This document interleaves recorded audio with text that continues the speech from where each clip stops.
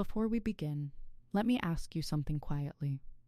When was the last time you felt truly calm without forcing it? Not distracted, not numbed, not pretending, just calm. In my consultation room, I often see intelligent, capable women who are exhausted in ways sleep cannot fix. And when I ask what changed in their lives, they don't mention trauma or tragedy. They mention habits, people, mental loops they normalized for years. This is something no one warns you about. Your nervous system does not break suddenly. It erodes slowly through what you allow daily. 2026 is not asking you to become a new woman. It's asking you to stop bleeding energy into places that never deserved it. The first thing you must force yourself to eliminate is constant emotional over-explaining. Let me say this gently, because many women feel exposed when they hear it. Over-explaining is not communication. It's anxiety disguised as kindness. Clinically, this behavior is rooted in a hyperactive amygdala, the part of the brain that scans for rejection and danger. When you've learned, often early in life, that being misunderstood leads to emotional consequences, your brain adapts. You start explaining before anyone asks. You justify feelings that never needed justification. You soften truth so others don't feel uncomfortable. What most people don't realize is that over-explaining trains others to doubt your authority, not consciously, but neurologically. The listener's brain begins to associate your words with uncertainty, even when you are right. I see this pattern most in women who are emotionally intelligent but chronically dismissed. You replay conversations later, don't you? Thinking of better ways you could have said it. Wishing you had stopped talking sooner. Here's the uncomfortable truth. Every extra sentence after your boundary is a self-betrayal your body remembers. Your cortisol rises. Your jaw tightens. Your chest feels heavy. And over time, your nervous system stays in a low-grade threat response. That's why you feel tired after simple conversations. In 2026, you must practice saying less and tolerating the discomfort that follows. Silence will feel rude at first. Clarity will feel dangerous. But calm will return. You don't owe everyone access to your reasoning. You don't owe emotional labor to people committed to misunderstanding you. Your healing does not begin with confidence. It begins with restraint. And once you remove this one habit, something subtle but powerful happens. Your body starts trusting you again. Let me slow this down for a moment, because this next one is harder to admit than it sounds. In my consultation, I often see women who are not unhappy because of what happened to them, but because of what they keep returning to in their minds. The second thing you must force yourself to eliminate in 2026 is replaying old conversations and imagined arguments. You know exactly what I mean. That conversation from 3 years ago that still tightens your stomach. The sentence you should have said. The tone you wish you had used. The justice your mind keeps trying to restore. Clinically, this is not thinking too much. This is rumination. From a neuroscience perspective, rumination keeps the brain's default mode network overstimulated. This network is meant for reflection, creativity, meaning making. But when it's hijacked by unresolved emotional memory, it becomes a loop, one that repeatedly activates the same stress response as the original event. Your body doesn't know the difference between memory and reality. So every replay, your heart rate subtly rises, your muscles tighten, your nervous system re-enters defense mode. This is something no one warns you about. You can live in the present physically, while your brain is still trapped in the past emotionally. I've had patients tell me, "But doctor, if I stop thinking about it, it feels like I'm letting them win." That belief is understandable, but it's also neurologically inaccurate. Letting go is not losing, it's closing the stress circuit. Most people don't realize this, but the brain keeps replaying events not to punish you, but to protect you. It's trying to prevent future harm by analyzing every angle. The problem is, it doesn't know when to stop. And here's the uncomfortable truth. Some chapters do not give closure. Your brain must be trained to tolerate that. In 2026, you will need to interrupt these loops deliberately. Not with positivity, not with denial, but with redirection. When the replay starts, your job is not to argue with the thought. It's to gently shift attention back into the body, your breath, your feet on the floor, the temperature of the room. This grounds the nervous system and signals safety, something the thinking mind alone cannot do. At first, it will feel like avoidance, but over time, it becomes emotional maturity. You are not erasing the past. You are teaching your brain that the danger has ended. And when you stop living in conversations that are already over, something extraordinary happens. Your present life finally has space to breathe. This next one is uncomfortable because many women confuse it with being kind. In my consultation, I often see women who are emotionally exhausted, yet deeply proud of how much they can handle. They tell me, I'm just strong, or I don't want to be difficult.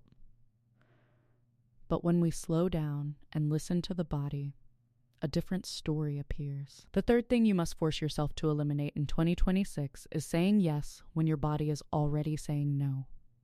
This is not about boundaries in a trendy social media sense. This is about interoception, the brain's ability to read internal signals. Your body knows before your mind does. That tightness in your chest, that subtle nausea, that heavy fatigue that arrives before the decision is even made. These are not moods, they are data. From a neurological perspective, ignoring these signals teaches the brain that its warnings are irrelevant. Over time, the insula, the region responsible for bodily awareness, becomes less responsive. This is why many women tell me, I don't even know what I feel anymore. This is something no one warns you about. Chronic self-abandonment disconnects you from intuition. You start agreeing to plans that drain you, conversations that feel unsafe, responsibilities that were never yours. And afterward, the guilt arrives, not because you said yes, but because your body remembers the betrayal. I've watched women develop anxiety, digestive issues, unexplained exhaustion, all while insisting nothing is wrong with their lives. Here is the uncomfortable truth. Your nervous system keeps score even when your mind makes excuses. In 2026, you must begin to treat bodily discomfort as a full sentence. No long explanations, no emotional justifications. Just pause. When you hesitate before answering, that pause is wisdom, not weakness. At first, listening to your body will feel selfish. You will worry about disappointing others. You will feel exposed. But what most people don't realize is that your calm presence is far more valuable than your constant availability. When you stop overriding yourself, something shifts quietly. Your energy stabilizes. Your resentment fades. Your sleep deepens. You don't become less kind. You become more honest. And honesty is what your nervous system has been asking for all along. Let me be very honest with you here, because this one is often defended with intelligence. In my consultation, I often hear women say, I just like to understand people, or I'm very empathetic. And empathy is a beautiful trait.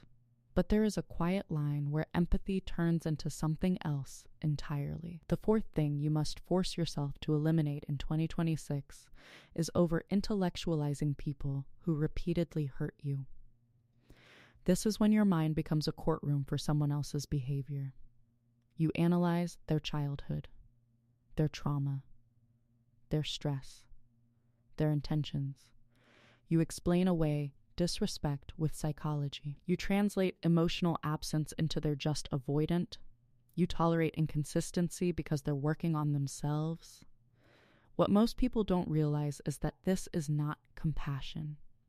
It's a defense mechanism. From a clinical perspective, over-intellectualization is a way the brain avoids emotional pain. By staying in analysis, you don't have to feel the grief of accepting what is actually happening. The prefrontal cortex stays busy. The heart stays unprotected. This is something no one warns you about. Understanding someone does not obligate you to stay. I've seen women stay in emotionally unsafe dynamics for years because they were self-aware enough to explain everything except why they kept accepting it. Here is the uncomfortable truth. Insight does not cancel impact. Your nervous system does not calm down because you understand why someone behaves poorly. It calms down when the threat is removed. And every time you stay, hoping that awareness will lead to change, your brain learns a dangerous lesson, that love requires endurance. In 2026, you must stop asking, why are they like this? And start asking, what is this doing to my body? Notice how you feel after interactions. Drained. Anxious. On edge. That is information. At first, letting go of explanations will feel cruel. You will worry about being unfair. You will fear becoming cold. But calm is not cruelty. Distance is not punishment. It is self-respect expressed through action. When you stop intellectualizing pain, something quiet but powerful happens. Your emotions stop competing with your logic. Your decisions become cleaner. Your body begins to feel safe again. You don't need to demonize anyone. You only need to stop romanticizing what hurts you. This next one is subtle, and because it's subtle, it stays hidden for years. In my consultation, I often meet women who say, nothing is really wrong with my life. And on paper, that's true. But when I listen closely, I hear something else. A quiet dullness. A sense of emotional stagnation that doesn't have a clear cause. The fifth thing you must force yourself to eliminate in 2026 is staying in environments that require you to shrink. Not dramatic environments, not obviously toxic ones. I'm talking about rooms where you lower your voice, where you edit your thoughts, where your curiosity feels inconvenient, where your emotions are tolerated, not welcomed. This is something no one warns you about. The brain adapts faster than the heart. From a psychological standpoint, prolonged exposure to minimizing environments activates what we call adaptive inhibition. Your nervous system learns that being fully expressed is unsafe, or at least unrewarded. So it conserves energy by dimming parts of you. You don't notice it at first. You stop sharing ideas. You laugh less loudly. You feel too much without knowing why. Over time, the dopaminergic system, the brain's motivation and vitality circuitry, begins to flatten. This is why women in these environments often describe feeling unmotivated, uninspired, or emotionally numb, even when nothing is wrong. Here is the uncomfortable truth. Comfortable suppression still costs you. I've seen women stay in these spaces because they're familiar, because they don't cause conflict, because leaving would require explaining themselves, and we already talked about how exhausting that is. In 2026, you must begin noticing where your energy drops instead of expands. Pay attention to how your body feels after certain rooms, conversations, routines.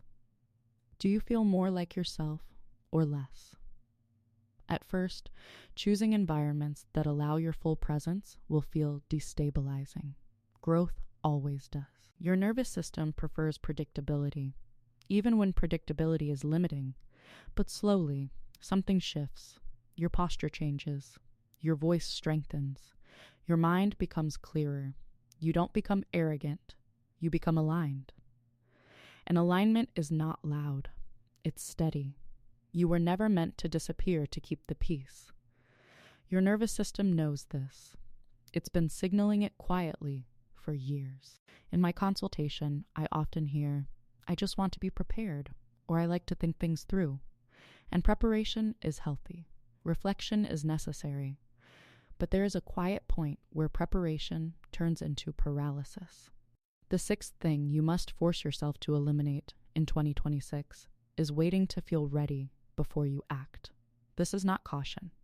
This is fear wearing the mask of logic.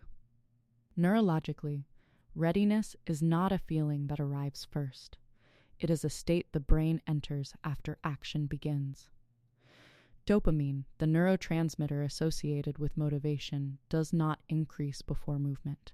It increases because of movement. This is something no one warns you about.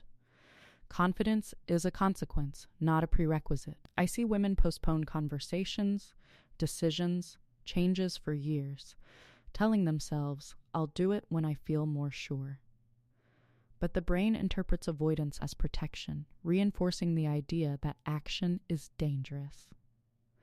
So the threshold for readiness keeps moving. Here is the uncomfortable truth. Your nervous system cannot settle around a life that is always on hold. Unmade decisions create chronic low-level stress. The brain remains in anticipatory mode, scanning for future outcomes instead of engaging with the present. That's why waiting feels exhausting, not restful. In 2026, you must begin acting while feeling uncertain. Not recklessly, not impulsively, but honestly. Take the step while your voice shakes. Say the truth before it feels polished. Begin before you feel prepared. At first, your body will resist, your heart will race, your mind will offer reasons to delay. That is not intuition, that is conditioning. And each time you act despite it, your nervous system updates its internal map. It learns that movement does not equal danger. Safety begins to associate with self-trust rather than avoidance. Slowly, something changes. Your anxiety decreases, not because life is simpler, but because your system is no longer stuck in anticipation. Your self-respect grows, not because you succeeded perfectly, but because you showed up. You don't need certainty to begin. You need courage to tolerate discomfort. And discomfort, when chosen consciously, is how the brain rewires. Let me end this by talking about the one thing women defend the most and suffer from the longest. In my consultation, I often hear, "That's just how I am," or "I've always been like this." And when I hear that, I don't hear truth. I hear protection. Identity can become a shield we hide behind when change feels threatening. The seventh thing you must force yourself to eliminate in 2026 is clinging to an outdated version of yourself. This one is quiet. It doesn't announce itself as a problem. It feels familiar, comfortable, safe. But neurologically, identity is not fixed. The brain is constantly updating its self-concept based on experience, behavior, and feedback. When you cling to an old identity, you create internal conflict. Your actions want to evolve, but your self-image refuses to move. This is something no one warns you about. Outgrowing yourself feels like loss before it feels like freedom. I've seen women stay small because they were once praised for being agreeable. Stay silent because they were once loved for being easy. Stay loyal to exhaustion because being strong became their role. Here is the uncomfortable truth. Who you were is not who you owe the rest of your life to. When identity lags behind growth, the nervous system experiences friction. You feel restless, irritable, disconnected, not because something is wrong, but because something is outdated. In 2026, you must allow yourself to disappoint the past. The version of you who survived does not need to run the future. At first, releasing old identities will feel like betrayal. You will fear losing approval. You will worry about being misunderstood. But growth always includes a period of misinterpretation. When you stop introducing yourself as who you used to be, something settles deep inside the body. the tension between becoming and being dissolves. You don't abandon yourself, you update yourself. And that is the real elimination.